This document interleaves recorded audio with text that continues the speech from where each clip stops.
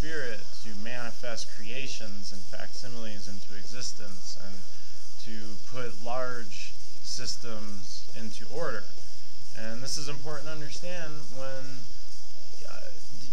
learning how the Anunnaki affected human civilization and the evolution of humanity, because as living systems become more complicated, so did the programming that was required to sustain it. And as humans enter the equation, then the systems become more complicated. As population grows, then things get really complicated. Where Enlil led the command of the Anunnaki councils and supervised the original ventures and physical constructions on the planet, it was Enki who acted the part of chief scientist, concerning himself with the living genetics on the planet, the physical minerals, and the resources available, and of course the best use of all of these. The royalty was again being held by the Enlilite branch of the Anunnaki tree, and for a long while there was no debate about this. The two brothers, Enlil and Enki, worked together as one in the establishment of a functional planet fit for the gods. But there was much work to be done, and the Anunnaki court was a bit too refined themselves to make this all happen. So they employed some help. Originally, before the modern human being had been brought forth, the Anunnaki sought the aid of another force, one a little closer to home. The original name of this force is obscure, though they might be best recognizable in your religious mythologies as an angelic army of sorts. The official count of the Igigi workers in the Revolt of the Gods can be found in the Mardukite Anunnaki Bible, which includes the original Sumerian transliteration of this. But for a time, they were actually responsible for the initial mining, agricultural, all the initial construction efforts on the planet.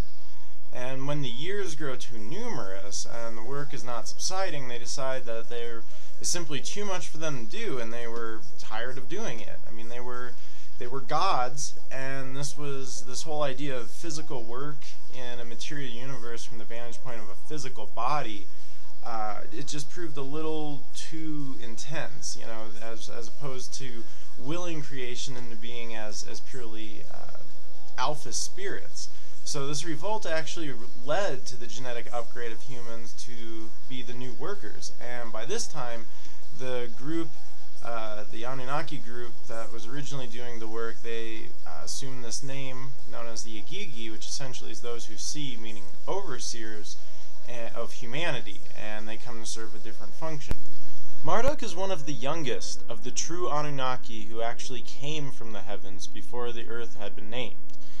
I was actually born here, at a time after the earth had been named, and after the Adamu had already been brought forth, and basically after the Anunnaki had already started getting themselves in over their heads with the forthcoming humans. For this reason, even shutting aside any thoughts of a mortal self currently occupied or otherwise, my first consciousness awareness fragmentation was always on the planet Earth, and as a conscious being, I didn't come from the heavens as my ancestors could more properly be said to have. Thus the separation often of me using myself versus them, but my coming about was the end result of something that actually caused an uproar in heaven and on earth, something that was completely unthinkable at the time. Marduk chose for his consort my a priori mother, an earthling human. It's my turn to fly. Father, be with me tonight. This task of revealing who I am and the mysteries that I keep concerning the Anunnaki and this world, I've put it off for a very long time. 3 years since even the founding of the modern Mardukite movement that I've withheld information, and I've done it as long as I possibly could, in fact.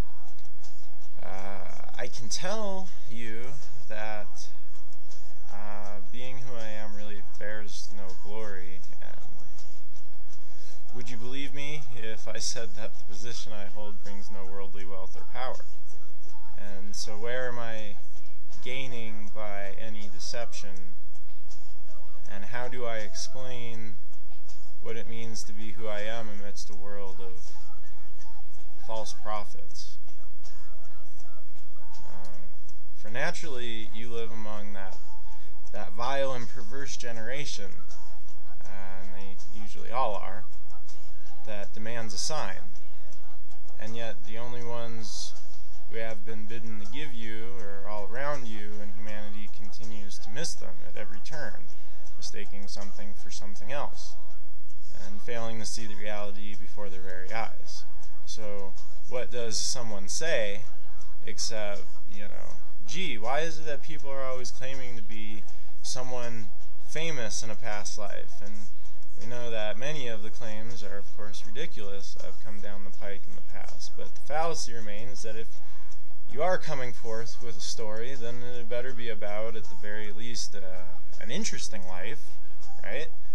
I mean, people have flashbacks all the time, but if it isn't cohesive and significant, why would you share it?